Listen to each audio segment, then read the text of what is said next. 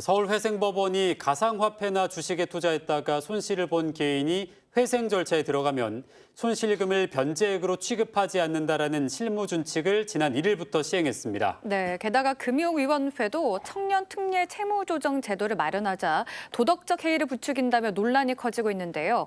여당과 정부는 진화에 나서고 있지만 여론은 싸늘하기만 상황입니다. 네, 오늘 시사와이드에서는 서울회생법원이 시행 중인 주식과 가상화폐 관련 개인회생 실무준칙에 대해서 짚어보겠습니다. 오늘은 전세영 캐스터와 조형래 변호사와 함께하겠습니다. 안녕하십니까? 안녕하십니까? 네, 먼저 이 개인회생 제도가 어떤 것인지부터 좀 설명을 해주실까요? 네, 개인회생제도는 성실하지만 불운한 채무자에게 재기할 기회를 주기 위해서 도입된 제도로 채무자 회생 및 파산에 관한 법률에 따라서 시행되고 있습니다. 그동안 성실히 살아왔고 급여소득이나 영업소득처럼 지속적인 수입원이 있지만 사기를 당했거나 가족 중에 병환이 생겨서 치료비가 갑자기 많이 나가거나 하는 등의 좀 불운한 사유로 인해 재정적 어려움에 직면한 개인에게 그가 현재 실질적으로 부담할 수 있는 수준으로 채무를 조정해 줌으로써 다시 경제적으로 재기할 수 있는 기회를 제공하기 위한 목적으로 도입됐습니다. 법률적 요건으로는 총 채무액이 무담보부 채무의 경우에는 10억 원, 담보부 채무의 경우에는 15억 원 이하여야 하고 장래에 지속적인 수입을 얻을 가능성이 있어야 하며 법원에서 정한 일정한 금액을 최대 3년, 예외적으로 5년 동안 성실히 납부하면 됩니다. 네, 사실 개인 회생이라는 단어와 또 같이 많이 들어본 게 이 개인 파산이라는 단어인데요. 지금 개인 회생과 개인 파산에는 어떤 차이가 좀 있습니까? 네, 개인 회생 제도와는 별도로 개인 파산 제도도 있는데요. 개인이 현재 부담하는 채무가 현재 가진 재산으로는 전부 갚을 수 없는 경우에 신청할 수 있습니다. 이렇게 개인 회생은 채무 일부만 탕감받고 나머지 채무는 최대 3년 동안 나눠서 갚아야 하는데요. 개인 파산은 지금 가진 재산으로 모든 채무를 정리하는 것이기 때문에 채무를 전부 탕감받을 수 있다는 점에서 핵심적인 차이가 있다고 할 수 있습니다. 네, 그렇군요. 그런데 앞서 말했듯이 이제 서울회생법원에서 새로운 실무준칙을 시행하면서 이제 논란이 되고 있는 건데 그동안 법원에서는 이 주식이나 코인 투자 실패로 인한 개인 회생에 대해서 어떻게 판단을 내렸는지 좀 궁금한데요. 네, 그동안 법원에서는 주식이나 코인, 도박처럼 사행성이 있는 행위에 대해서는 좀 엄격한 기준을 적용해서 개인회생을 인가해주지 않거나 인가해준다 하더라도 변제해야 할 금액을 높게 책정해 왔습니다. 네. 최근에 인천지방법원에서도 주식과 코인에 투자해서 5천만 원 정도 손해를 입은 사람에게 개인회생을 인가해주지 않았는데요. 재판부는 이러한 경우에까지 개인회생을 인가해주면 경제적 관념에 어긋난다면서 도덕적 해이라고 꼬집었습니다. 반면에 수원지방법원에서는 최근에 다른 결정을 했는데요. 네. 1심 재판부에서는 동일하게 개인회생을 인가해 줄 수 없다라고 판단한 반면 2심 재판부에서는 주식이나 코인에 투자를 한 돈이라고 해서 개인회생 제도를 활용할 수는 없는 것은 아니다라는 취지로 반대의 판단을 내렸습니다. 네, 그러니까 인천지방법원과 수원지방법원의 판단이 좀 엇갈렸는데 네, 그렇습니다. 최근에 서울회생법원이 기준을 내놨다고요. 내용을 좀 설명을 해주실까요? 네, 개인회생이 인가되기 위해 요구되는 중요한 요건 중에 하나가 청산가치 보존의 법칙이라는 것인데요. 네. 채무자 회생 및 파산에 관한 법률 제614조 제1항 4호에 따라서 요구되는 요건입니다. 쉽게 말하면 개인회생을 할 때 파산을 할 때보다는 더 많이 변제할 수 있어야 된다는 건데요. 이번에 서울회생법원에서 7월 1일자로 시행한 실무준칙은 이 요건에 관한 겁니다. 네. 요약해서 말씀드리면 개인회생을 할 때 3년 동안 변제해야 할 금액을 법원에서 결정함에 있어서 주식이나 코인에 투자해서 손해를 본 금액을 청산가치에 반영하지 않겠다는 겁니다.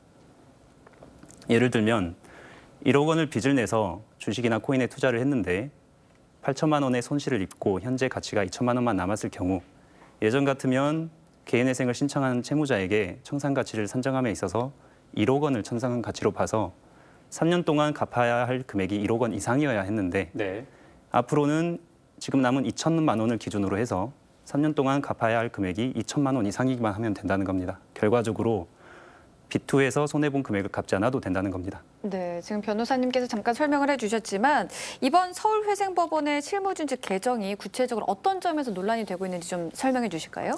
네, 서울회생법원 측은 코인이나 주식 투자자를 파산시키는 것보다는 회생을 통해서 경제활동으로 복귀시키는 게 국가 경제에도 도움이 된다는 입장인데요.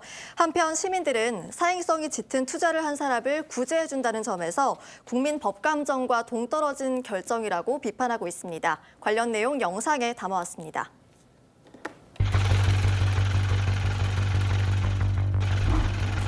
어느 순간부터 B2, 영끌이란 말은 아주 친숙한 신조어가 됐습니다. 코로나19로 경제는 위기라는데 우리나라 20, 30대 사이에선 최근 주식 투자 열풍이 불고 있습니다. 실제로 한 가상화폐 거래소가 지난 5월에 발표한 자료를 보면 올해 1분기 투자자 중 2030 세대 비중은 무려 62.4%에 달했습니다. 이렇게 2030 세대에서 코인이나 주식 투자 광풍이 부는 이유는 무엇일까요? 자기 월급만으로는 요즘 물가도 많이 올라고 해서 자기가 받는 월급만으로는 돈을 저축하기 힘들 것 같아요. 실제로 대출을 받아 주식에 투자했다가 크게 손해를 봤다는 한 30대 직장인을 만나봤습니다.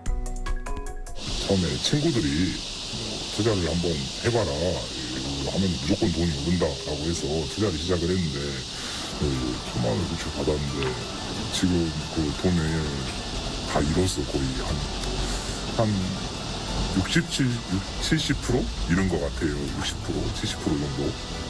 이 돈을 이제 갚아야 되는데 이제 이자도 내야 되고 뭐 어떻게 해야 될지 좀 모르겠어요. 진선미 더불어민주당 의원실에 따르면 지난 3월 기준 20대 이하 청년층의 가계 대출 총액은 무려 95조 665억 원으로 지난해 같은 기간과 비교했을 때 12.7%나 증가한 것으로 나타났습니다.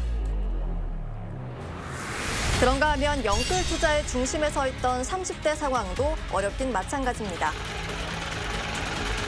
통계청 자료를 보면 지난해 3월 기준 30대 가구주의 평균 부채는 1억 1,190만 원으로 전년 대비 11%나 급증한 것으로 나타났습니다. 상황이 이렇다 보니 개인회생을 신청하는 20, 30대도 늘었다는데요. 전체 개인회생 신청자 가운데 30대 이하가 차지하는 비중이 2020년에는 42.5%에서 2021년 45.1%로 늘었고 올해 상반기는 47.9%로 늘어 50% 턱 밑까지 올라왔습니다. 20, 30대 청년층의 개인회생 신청 건수가 증가하자 서울회생법원은 주식이나 가상화폐 투자 손실을 본 채무자들이 개인회생을 신청하는 경우 변제금 총액을 정할 때 손실금 규모를 고려하지 않는다는 실무 준칙을 제정합니다. 하지만 이를 두고 비판이 이어지고 있습니다. 서울회생법원의 코인 주식 채무자 구제 방안을 두고 갑론을박이 이어지고 있는데요. 시민들의 생각은 어떨까요?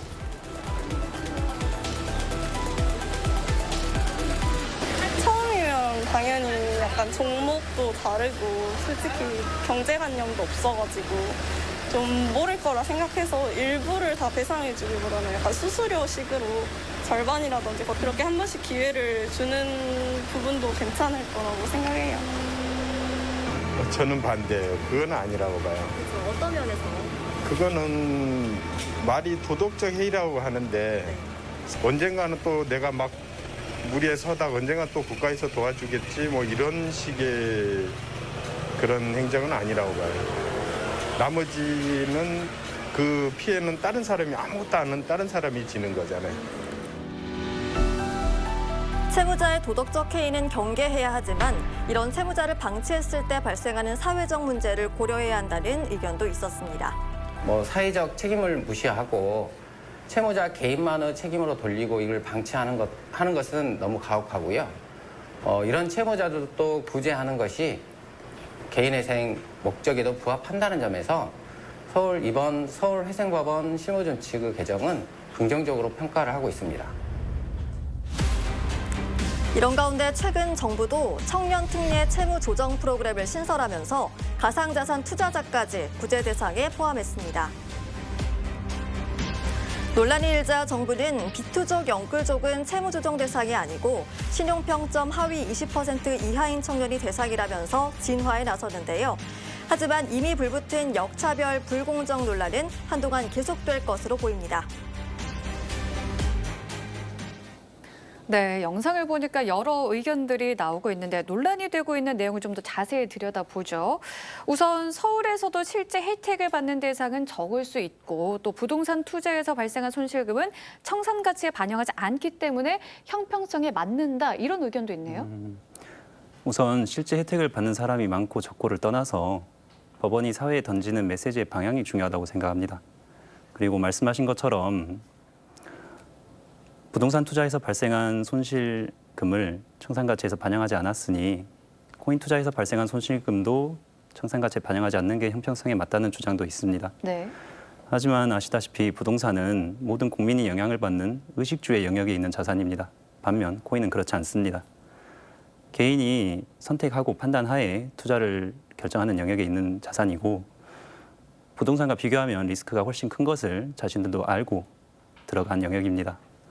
더군다나 부동산은 취득할 때, 보유할 때, 처분할 때 여러 명목의 세금을 적지 않게 납부해서 사회에 환원합니다. 하지만 코인의 경우에는 상속이나 증여를 받는 경우를 제외하고는 아직 이런 세금이 없습니다. 이러한 점에서 코인 투자에서 발생한 손실금을 부동산에서 발생한 손실금과 동일하게 평가하는 것은 다소 무리가 있다고 생각이 됩니다. 어느 정도 유사한 면이 있다고 한다면 코인 투자에서 발생한 손실금의 전부는 아니더라도 일부를 청산금 가치 반영해서 제외를 해줄 수는 있을지언정 전부 제외하는 것은 다소 무리가 있다고 보입니다. 네, 지금 뭐 서울에서는 실무준칙이 적용이 되고 만약에 타 지역에서 적용이 되지 않는다면 지역 차별이라는 좀 논란이 제기가 될 수도 있을 것 같은데요. 앞으로 이 지방법원에서의 이 실무준칙의 적용 가능성에 대해서 어떻게 보시나요? 네, 말씀하신 것처럼 이번에 서울회생법원에서 7월 1일자로 시행한 실무준칙은 서울에 주소지가 있거나 직장이 서울에 있는 채무자에게만 적용이 됩니다. 그러다 보니 다른 지역에 있는 분들에게는 적용이 되지 않아서 지역 차별 논란이 일고 있는 게 사실입니다. 그러다 보니 아직 지방법원에서도 어떻게 할지 방향을 잘 못 잡고 있는 것 같고 또 별도의 기준을 마련하지는 않고 있습니다. 현재 많은 논란이 일고 있어서 다른 지역 지방법원들에서 서울회생법원의 이번 실무규칙을 그대로 차용할 것으로 보이지도 않는 상황입니다. 네, 뭐 사실 다른 것을 다 떠나서 이 사행성이 짙은 투자에서 발생한 손해액을 구제를 해준다는 게 국민들은 좀 받아들이기 어려울 것 같은데요. 네, 말씀하신 대로 이번에 서울회생법원에서 시행한 실무준칙은 사행성 짙은 투자를 한 개인에게 너무 쉽게 구제 방안을 제공하는 것 아니냐라는 비판에 직면할 수밖에 없다고 생각합니다. 네. 개인회생 제도의 입법 취지가 성실하지만 불운한 채무자에게 기회를 제공하기 위한 점이라는 사실을 고려하면 더더욱 그렇습니다. 더군다나 앞서 말씀드린 것처럼 지금 코인에서는 이익이 발생하면 세금을 납부하지 않는데 이익이 발생하면 그 이익을 개인이 온전히 향유를 하는 반면 손해가 발생하면 그로 인한 부담을 사회 구성원들이 분담해야 하는 결과가 초래된다는 점에서 우리 일반 국민들이 선뜻 납득하기에는 어려울 것으로 생각이 됩니다.